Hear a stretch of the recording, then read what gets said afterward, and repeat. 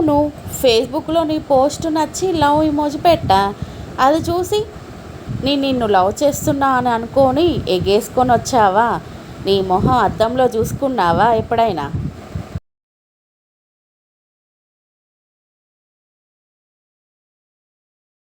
పిల్లలు గుర్తుపట్టి సావడం లేదు. పొయ్యి నైటీ వేసుకొని రాపో. పండగలకు పబ్బాలకు చీరలు కడితే ఇలానే ఏడ్చిద్ది మరి.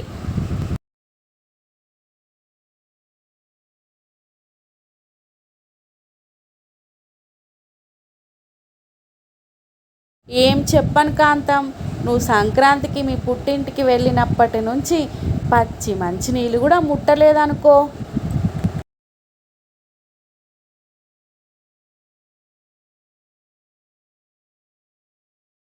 డ్రగ్స్ కేసులో పట్టుబడిన వాళ్ళు వీళ్ళే సార్. డ్రగ్స్ వల్ల ఆరోగ్యం పాడైపోతుందని పబ్లో ఉన్న వాళ్ళందరికీ చెప్పడానికి వీళ్ళు వెళ్ళామంటున్నారు సార్. పేషెంట్ని చూడడానికి వచ్చిన నాకు కూడా బిల్లేశారేంటి సార్? మరి మా హాస్పిటల్ ఆవరణలో ఉన్న ఆక్సిజన్ అంతా పీల్చుకోవట్లే మీరు?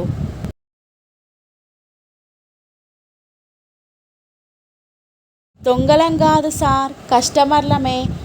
ఇవో కొత్త రకం మాస్కులు అంతే.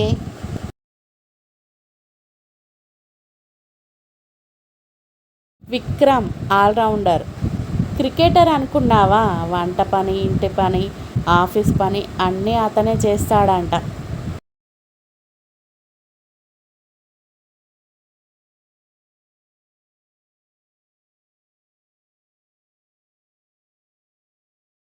ఈ జీలకర్ర బెల్లం జాగ్రత్తగా ఉంచండి, రేపు పులుసులో వేసుకుందాం.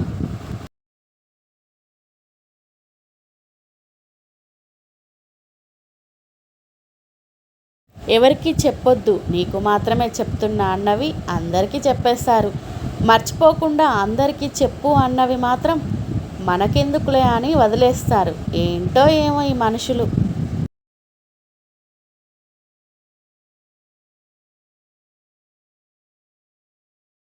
పెళ్లిపీటలు దిగినప్పటి నుంచి పెళ్ళికొడుకు మాటి మాటికి పంచవైపు చూసుకోవడం గమనించిన పెళ్ళికూతురు ఇలా అడిగింది. పెళ్ళికూతురు: ఏమైందండి, అస్తమాను పంచవైపు చూసుకుంటున్నారు? పెళ్ళికొడుకు: ఏమీ లేదు, అయ్యగారు కట్టుకున్న దానిని జాగ్రత్తగా చూసుకోమని చెప్పారు, అందుకు.